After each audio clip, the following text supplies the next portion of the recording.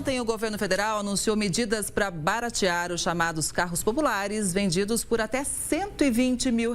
Serão feitos cortes de impostos que podem chegar a quase 11% com base em 3 fatores. Anote aí.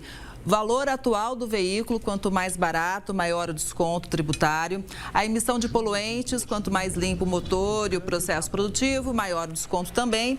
E a cadeia de produção, quanto maior o percentual de peças e acessórios feitos aqui no Brasil, maior o desconto. Para entender melhor essas regras, a gente faz conexão com Alessandro Azzoni, que é advogado e economista e também conselheiro deliberativo da Associação Comercial de São Paulo. Alessandro, boa tarde, seja sempre bem-vindo ao Conexão. Eu começo trazendo alguns dados aqui sobre a nossa média da frota, né, que está em 10 anos e 7 meses.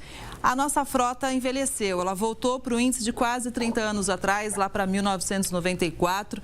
Os mais vendidos carros hoje, eles são carros velhinhos, aí pelo menos com 5 a 10 anos de uso. Inclusive, o presidente da Anfavea, ele disse que esses descontos, quando começarem a valer, vão valer, inclusive, para os carros que já estão lá em estoque. Uma prova que a gente tem muito carro parado e precisa renovar essa frota brasileira. Isso ajudaria para renovar a frota. Mas eu começo te perguntando, antes da gente detalhar essa medida do governo, que tem muita dúvida ainda, é sobre o seguinte: essa medida, ela vai ser eficiente se o governo não lançar uma linha de incentivo de crédito?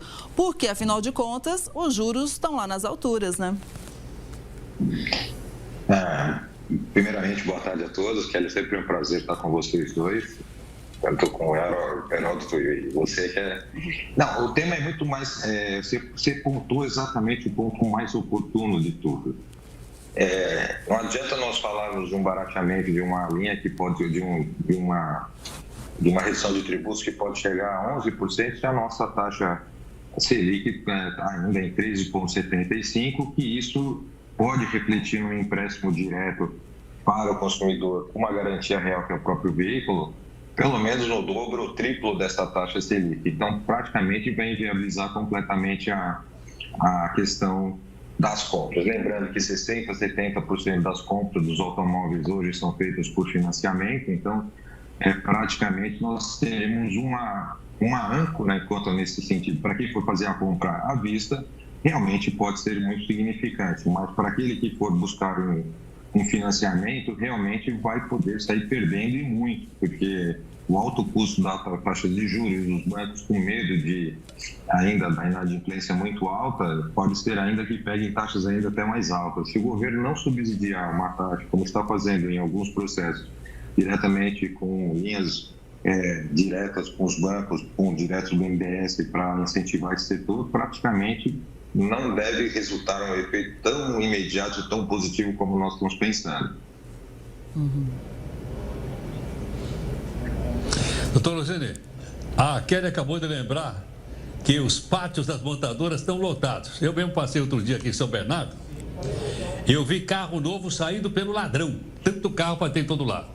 E às vezes a impressão que dá, não sei se é a minha impressão pessoal, é que isso tudo é para favorecer as montadoras que estão até aqui e não conseguem vender, e não diretamente o consumidor. Qual é a sua opinião?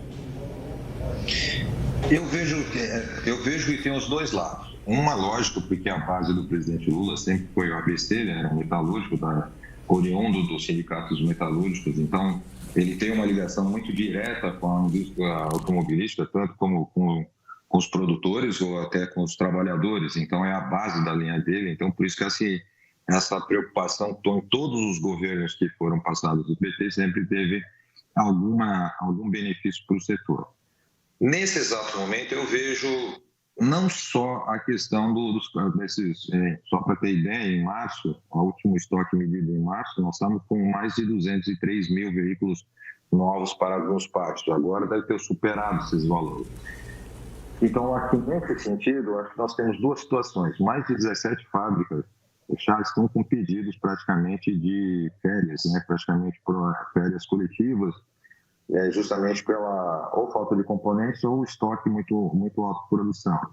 Então, eu acredito que a ideia de como foi formulada essa nova proposta de redução tributária, de colocar o maior número de componentes nacionais, é até uma forma de você retomar a questão da indústria nacional, né, e aquela criação dos postos de trabalho indiretos.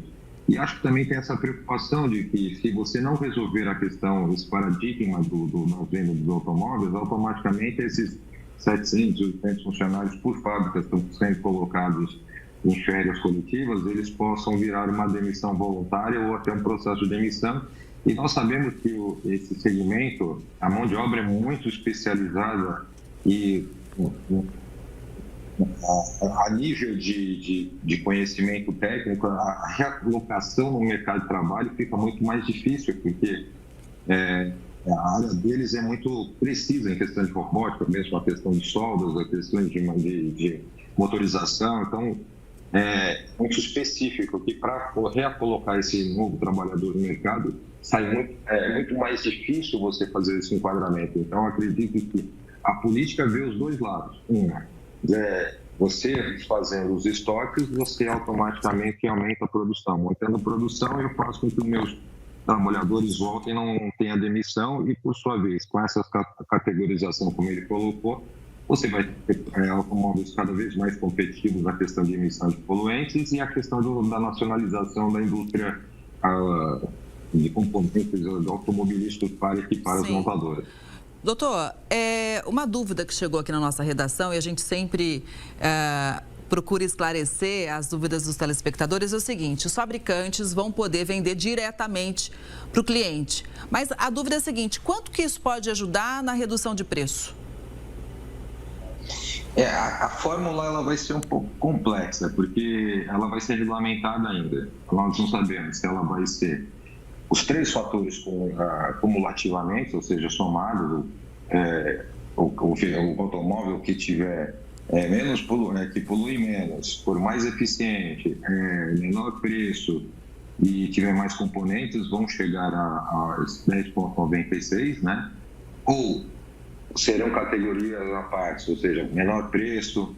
Aí o caso dos híbridos pode ser que entre muito nessa categorização, por eles serem muito produtos, componentes importados, mas os híbridos são extremamente eficientes. Então, a fórmula ainda para você saber qual é o valor efetivo que vai chegar no final vai depender do decreto regulamentador que vai ser soltado junto com a medida provisória. Aí nós vamos saber exatamente como vai ser aplicado e como será feito. Mas a ideia de que os veículos mais baratos e atendam mais as características sejam mais proporcionados com esse 11% de desconto direto na fonte.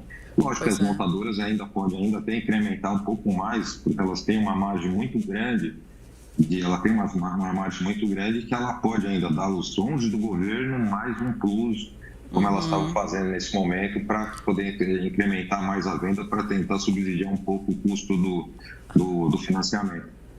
Doutor, com certeza esse é um assunto que a gente vai continuar, né, Heródoto, acompanhando bem de perto aqui no Conexão, porque, olha, é o seguinte: desde a pandemia, lockdown na China, transporte marítimo foi com preço lá, o frete lá nas alturas, depois teve guerra na Ucrânia, ou seja, o preço dos carros aqui aumentaram de 2019 para cá, cerca de 70%, estou falando de carro popular. Então, realmente a gente tem que acompanhar muito de perto. Doutor Alessandro, sempre muito bom contar com a sua análise, viu, aqui no Jornal. Uma boa tarde, até a próxima. Uma boa tarde a todos, sempre um prazer estar com vocês. Obrigada.